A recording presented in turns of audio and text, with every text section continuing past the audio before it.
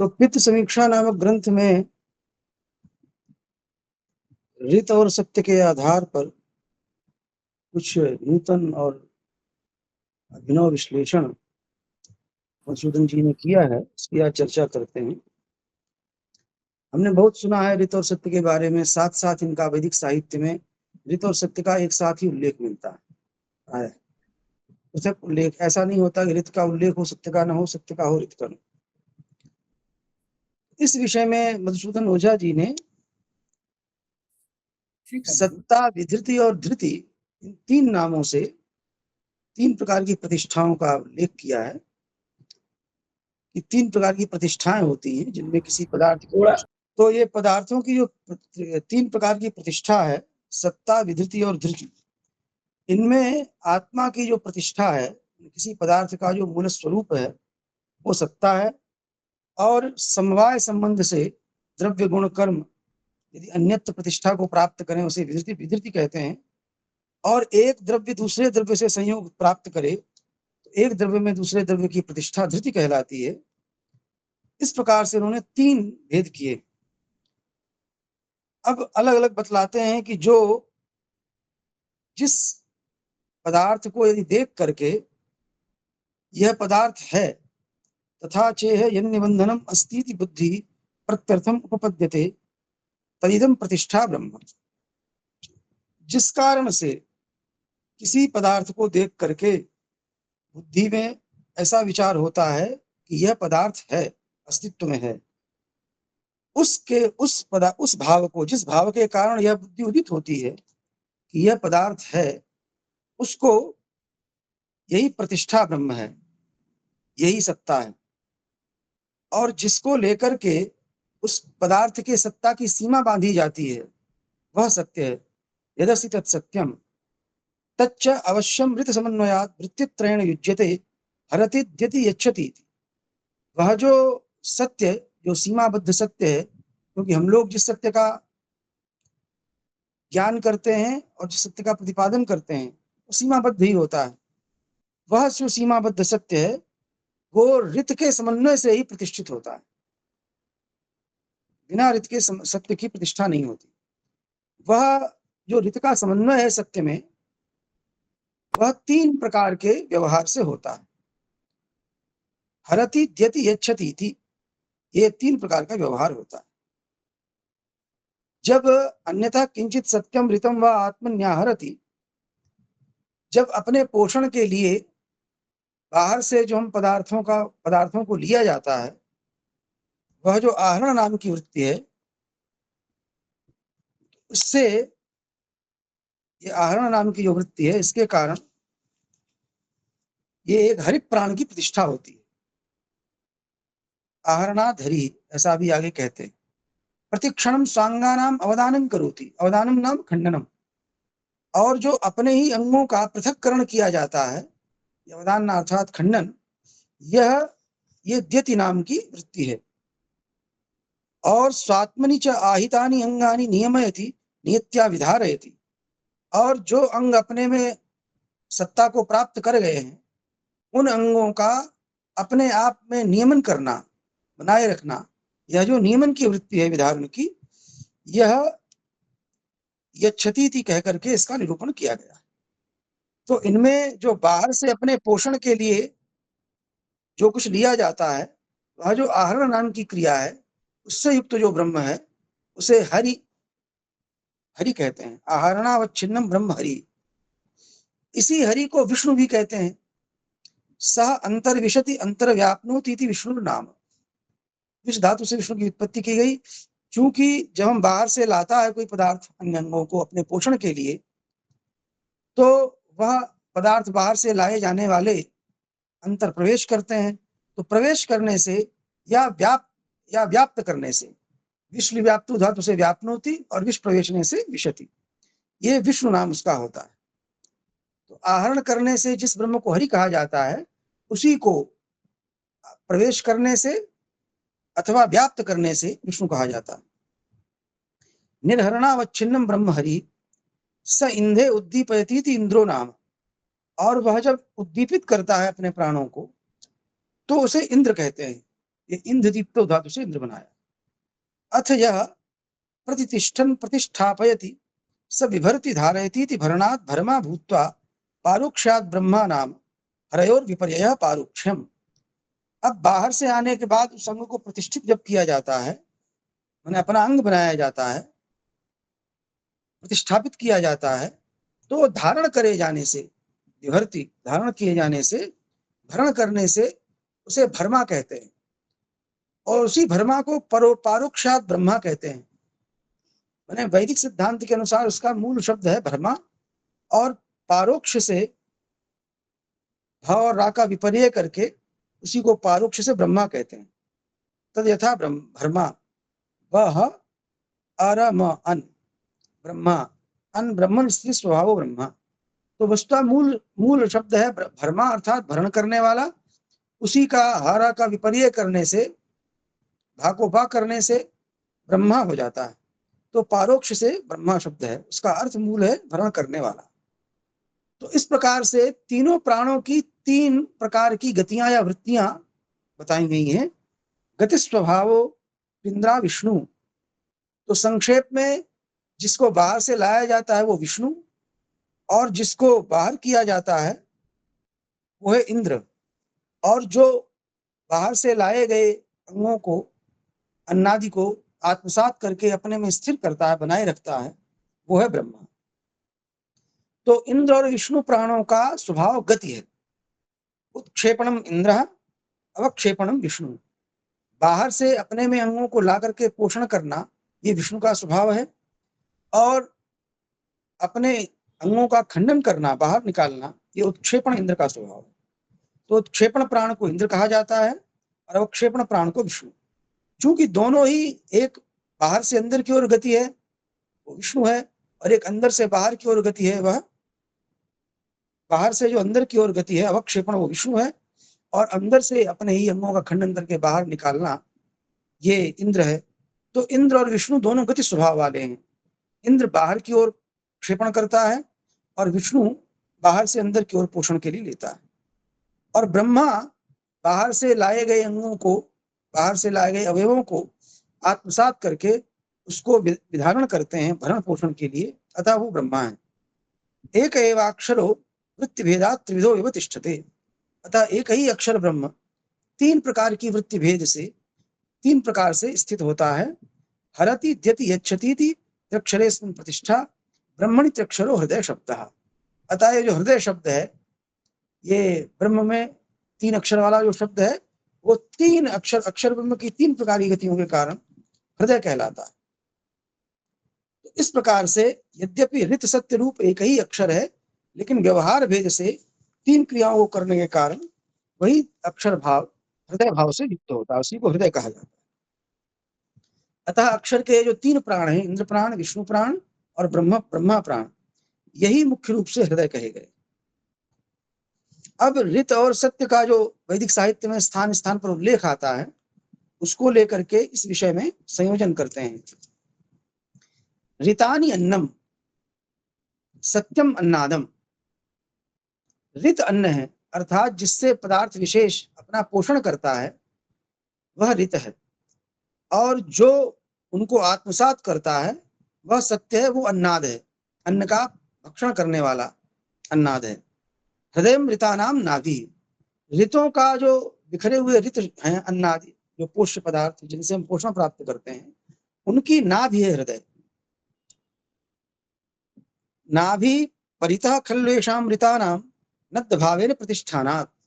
इन ऋतों के चारों ओर जो परिधि है वही नाभि है। तच्च इदम ऋतम यावता प्रदेशेन अस्मिन् सत्ये प्रधीयते सा वही सीमा प्रधि। वह जो ऋत है वो जितने प्रदेश में सत्य में उसको रखा जाता है, उसी बाहरी परिधि को प्रधि कहते हैं। तम प्रधिम इदम हृदय स्पृशति थी प्रधौ पृष्ठ शब्द। उस प्रधि को यह हृदय स्पर्श करता है। इस अर्थ में, प्रधि के अर्थ में ही पृष्ठ शब्द का व्यवहार वैदिक साहित्य में देखा जाता है। हृदय वा सर्वतः पृत्वा तिष्ठति पृष्ठम प्रधि।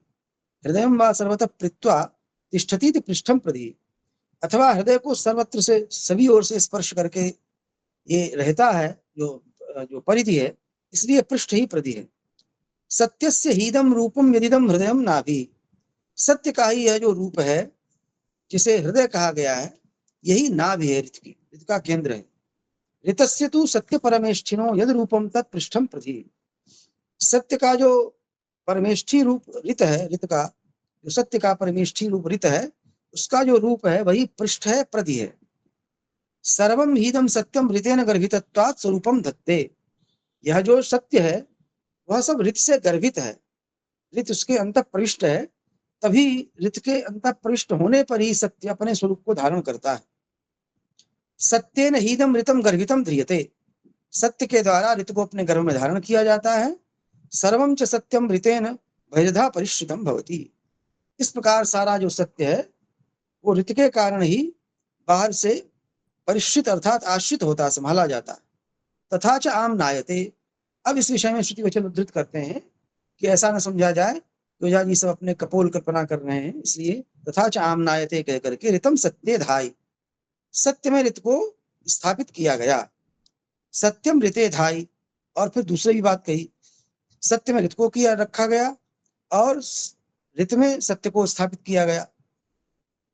ऋतम च सत्यं च मे अभूताम इति, ऋत और सत्य मेरे हुए, ऋषि कहता है। तो अब प्रश्न उठता है कि ये जो एक बार आप कहे, एक बार वचन कह रहा है ऋत सत्य में रखा गया, एक बार कह रहा है सत्य ऋत में रखा गया, तो इनमें से फिर पूर्वापद किसका हो, ये प्रश्न उठता ही है। तो इस प्रश्न के उत्तर में स्पष्ट रूप से ओझा जी स्पष्ट करते हैं कि यह जो सोचना है कि ऋत पहले था या सत्य पहले था, ऋतम वा पूर्वम पश्चात सत्यम, ऋत पूर्व था सत्य बाद में था, अथवा सत्यम पूर्वम पश्चात ऋतम इति अचिंत्यम, सत्य पहले था ऋत बाद में था, अथवा ऋत पहले था सत्य बाद में था, यह अचिंत्य विषय है, अर्थात इसका कोई निर्णय नहीं किया जा सकता, क्योंकि वैदिक सिद्धांत यह है कि ऋत सत्य दोनों साथ ही साथ उत्पन्न हुए।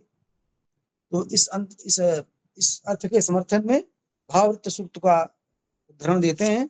सहैवतु ऋतंच सत्यंच अभिधात तपसोऽध्यजायते इति सिद्धांतः, भाववृत्त सूक्त का उदाहरण देते हैं कि सिद्धांत तो यही है कि ऋतंच सत्यंच अभिधात तपसोऽध्यजायत, उस बढ़े हुए तप से ऋत और सत्य उत्पन्न हुए। तो सिद्धांत यह है कि ऋत सत्य एक साथ ही उत्पन्न हुए, इसलिए इनमें पूर्वापर्य का चिंतन करना या पूर्वापर्य का प्रश्न उठाना संभव नहीं है, उसका उत्तर नहीं दिया जा सकता, क्योंकि वैदिक सिद्धांत यह है कि ऋत सत्य एक साथ ही उत्पन्न हुए, इनमें पूर्वापर्य की कोई व्यवस्था नहीं। इस प्रकार से मुझे इतना ही अंश दिया गया था।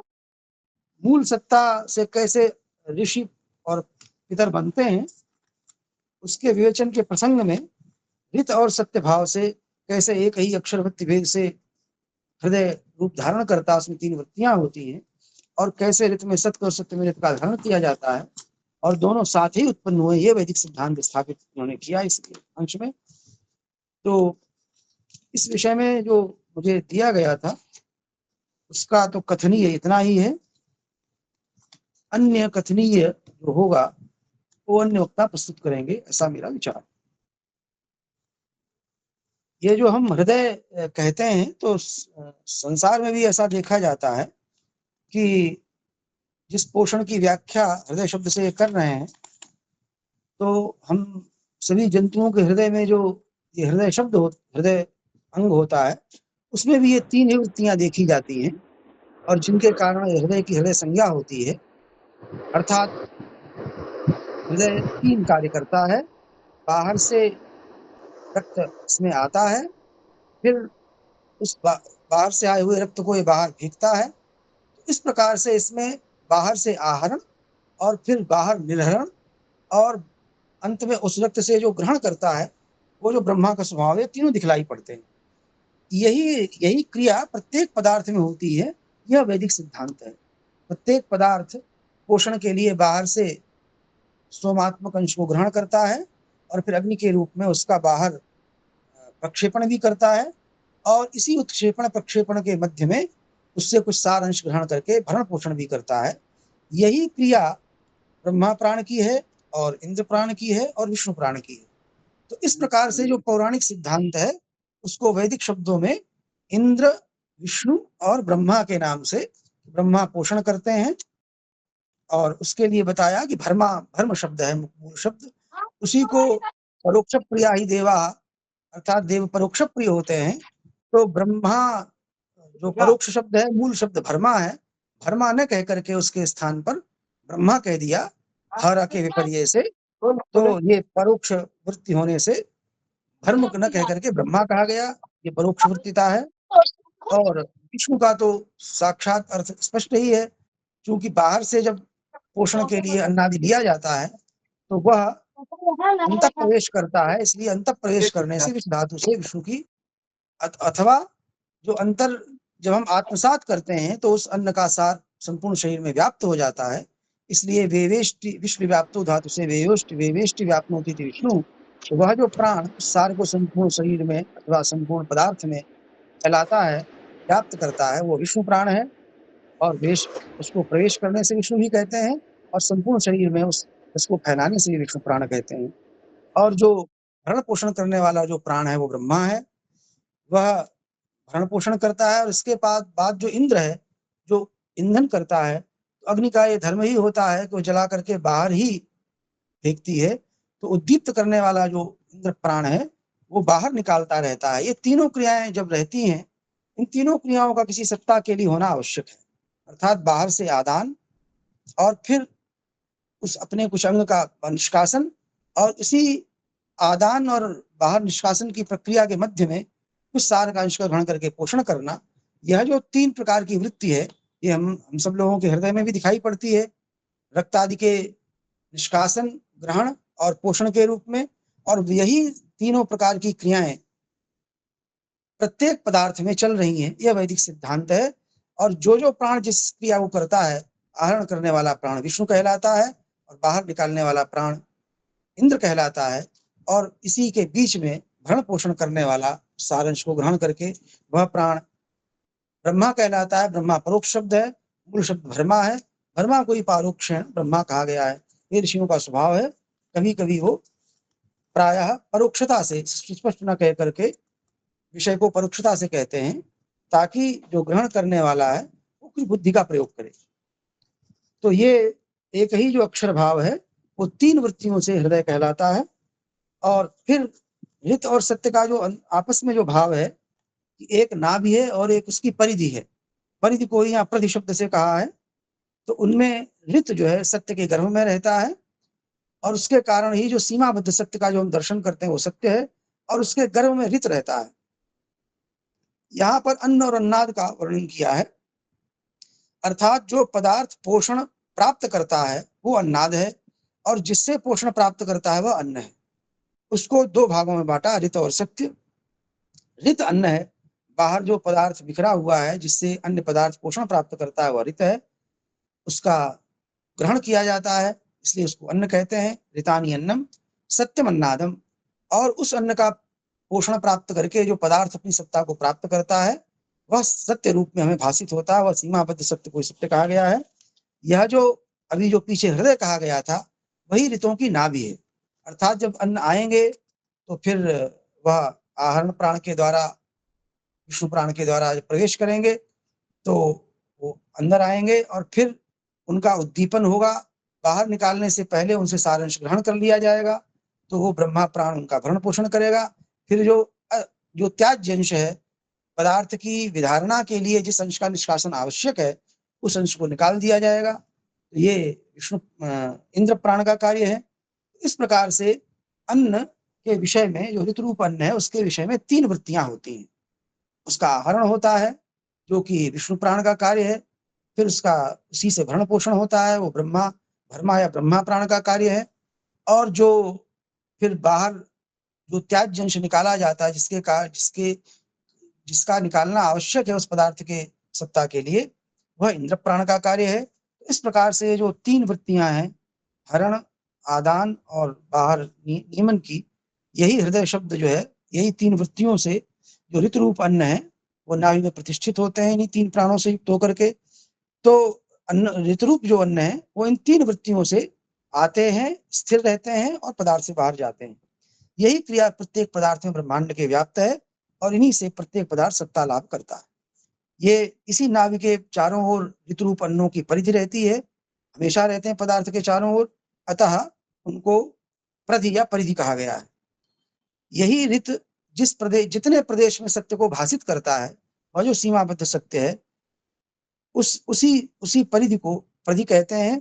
ये रित के द्वारा होता है। यह रित जितने प्रदेश में सीमित किया जाता है, आबद्ध किया जाता है, वही प्रधि है, सीमा है, और सत्य को सीमित करता है, एक सीमा में आबद्ध करता है। और फिर इसी नाभि को हृदय स्पर्श करता है। तीन वृत्तियां जो नाभि मध्य में हो रही हैं, वो परिधि को प्रत्येक बिंदु पर स्पर्श करेंगी। अतः उसी परिधि को कहीं कहीं पृष्ठ शब्द से भी व्यवहार किया गया है। परिधि ही पृष्ठ है। पृष्ठ की दूसरी व्युत्पत्ति भी की गई है। हृदय को चारों ओर से स्पर्श करके स्थित रहता है, इसलिए वो परिधि ही पृष्ठ है। और सत्य का ही यह रूप है जो हृदय या नाभि है। यही सत्य है जो भाषित होता है रित के द्वारा आबद्ध होकर के। और ये रित सत्य में आधृत है और सत्य रित में आधृत है। दोनों एक दूसरे से भिन्न नहीं है, क्योंकि जब हम किसी पदार्थ को देखते हैं तो परिधि से आबद्ध हुए बिना पदार्थ नहीं रह सकता, और परिधि के पीछे पदार्थ होगा ही। यदि कुछ होगा नहीं मध्य में, तो परिधि किसकी होगी? अतः परिधि और मध्य का जो गर्भ है, वो दोनों एक साथ ही रहते हैं। इसी वैज्ञानिक सिद्धांत को ध्यान में रख करके ओझा जी ने प्रश्न उठाया भी और इसका समाधान भी किया कि रित और सत्य में चूंकि ऐसा वचन मिलता है, रितम सत्य धाई, रित को सत्य में रखा गया। फिर एक वचन भी मिलता है कि सत्यम रिते धाई, सत्य को रित में स्थापित किया गया। तो यह प्रश्न उठ सकता है कि सत्य और रित में पहले कौन है और बाद में कौन है। इस पूर्वापद के प्रश्न के समाधान में उन्होंने स्पष्ट रीति से कहा कि यह प्रश्न ही, इस प्रश्न का उत्तर अचिंत्य है। अर्थात इनमें पूर्वापद का निश्चय नहीं किया जा सकता, क्योंकि वैदिक सिद्धांत ये नहीं कहता कि कौन पूर्व है कौन पर है। वैदिक सिद्धांत तो यह कहता है रित सत्य एक साथ ही उत्पन्न हुए। अतः रित सत्य का पूर्वापर अचिंतनीय है। इनका सहावस्थान सदैव एक साथ ही रहते हैं।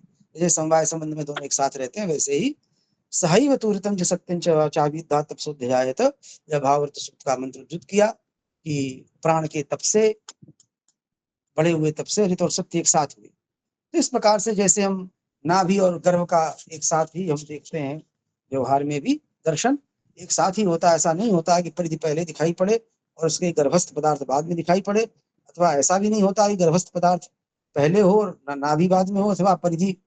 तो परिधि और गर्भ का पूर्वापर प्रसंग नहीं है, दोनों एक साथ उपस्थित रहते हैं। वैसे ही रित और सत्य अर्थात अन्न और अन्नाद एक साथ ही सृष्टि में प्रवृत्त होते हैं मूल सत्ता से। इस प्रकार से इन्होंने विवेचन किया